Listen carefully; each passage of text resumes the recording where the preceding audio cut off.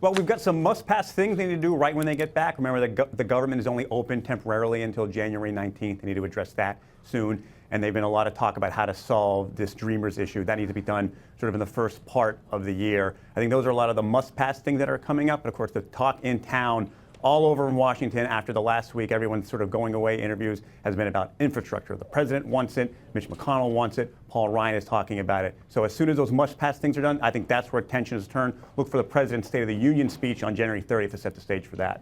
Joe, what do you think is our items 1, 2, and 3? You agree there? Infrastructure, I think, is number 1 and 2. I think it's going to be that big. And it's going to be fascinating to see how Democrats, who obviously have many personal loathing of the president, their constituents do as well, but infrastructure is something that they very much want. So they'll have to work with President Trump. And then you have Republicans who were always kind of against government spending. Those Democrats don't want President Trump to get credit for it.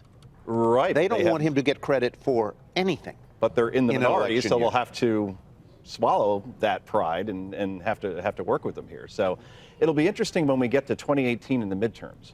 And if the economy keeps purring along like it is now, with this tax bill, GDP is still expected to be above 3%. Jobs are at an all-time, or not all-time, but a 17-year low. Consumer confidence is through the roof. So if the economy is running well, Republicans will obviously run on that. Democrats, I'm not sure what they could run on from a messaging standpoint because they voted against tax cuts, right? And they really don't have a leader in the party right now.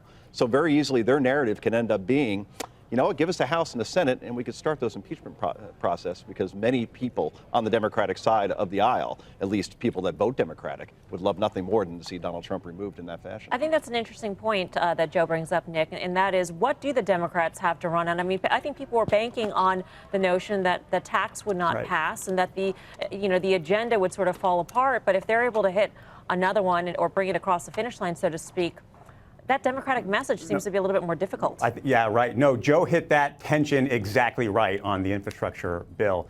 So the way I view it is like, will this be one of these things where Trump wants to cut a deal with, like he calls them, Chuck and Nancy, to try and get something done bipartisan? That's what Mitch McConnell said he wants to do. Remember, this year his margin in the Senate is 1 seat smaller, so he has much less room to work with on an infrastructure bill. But there's a Republican we talked to last week talking about the end of the year who said the last thing they would want to do is do something bipartisan with Democrats going into the midterms. You want to completely hammer the other side going into that. Is that how low we've fallen, Nick? We're at the point now where even if it's for the good of the country, I mean, we can disagree on taxes. We can disagree on the best way to provide health care.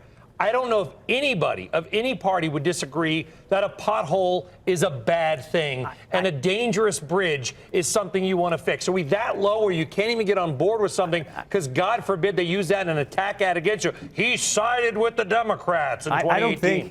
I don't think you can be shocked that politicians are going to use politics for political motives, particularly in a midterm year. No, but when people vote against something that benefits everybody. No, I think that's true, and I think they were able to look at these in a much different way last year. But every year in Washington, if it's a midterm, it changes the calculus completely. Remember, a lot of these people are going to start thinking about their races sooner than they would otherwise. A third of the Senate, all of the House needs to get home and start talking about these kinds of things. So I think you can't deny that the fact that politics will play a huge role in how infrastructure gets through. And remember how important messaging was in the 2016 election. If anybody here can tell me what Hillary Clinton's message was besides, that guy stinks, and vote for me to be the first woman president, I'd love to hear it. Yeah. And even Mitt Romney, 2012, tell me what he ran on. I can't remember. Joe Biden had it right. He said, you know what? GM's alive, Bin Laden's dead. That's easy. Make America great again. That's easy. It's the economy, stupid, with Clinton. That's easy. What is the Democratic message in elevator talk terms where you're going to get off at the second floor and you're getting on the first? What's the message? What do they have to drive home? Maybe reverse the tax plan like the Republicans ran on. Our whole message is reverse Obamacare. If the Democrats take the House and the Senate, which is unlikely, but if they did, wouldn't their whole plan be, we're going to reverse that? And just tax the wealthy type of thing? Money's got to come from somewhere, I suppose. True. 91% of the middle class gets a tax cut here. I don't know if they want to run against it. But it's hard to win on that. They'll make it a social issue. If the economy is performing, and people are in fact getting more money in their paychecks, and if that turns out to be right, and companies are bringing money back and investing it, that's going to. I agree with you. They do not have, to me, a smart, simple message. And if it's reverse the tax bill, and the economy's doing all right, and people have more money in their pockets, that's not going to have a lot of traction. I just wonder how many people will give President Trump credit and how many are just giving President Obama credit right now, and this is just a continuation of his policies. Because if you look at the Real Clear Politics average right now with this president, he's only at 39.3% approval. So you could say, Which, okay. by the way, is higher than most other world leaders. Is it Emmanuel really? Macron in France, Theresa May, as bad as that is, that's above. This, Nick, 2017 may go down as the year where we realize that polls, most of them anyway, are not maybe as good as the websites they're printed on. I mean, right? the That's only another one- takeaway. That goes back to 2016. Correct. I'll only say the guy polling really high is Putin right now. Yeah, he's at 99.9%, which is remarkable. And that 0.1% that didn't vote for him, that guy's missing. Yeah. Mohammed bin Nick, Salman. let's 1 year from now, Nick, 1 year from right now, we're doing the same thing that we're doing right now. What will be the headline of 2018?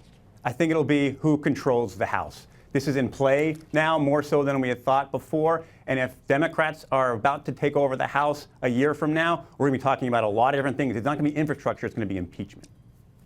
All right, gentlemen, thank you. You have a thought on that, Joe? The headline? Headline a year from now. What will 2018 be remembered for? It will be remembered for that the 2020 election started in 2018. We'll already be talking about Trump being primaried. We'll already be talking about the 19 Democratic candidates that are going to be running against him, because that's how we work now. Hey there, thanks for checking out CNBC on YouTube. Be sure to subscribe to stay up to date on all of the day's biggest stories. You can also click on any of the videos around me to watch the latest from CNBC. Thanks for watching.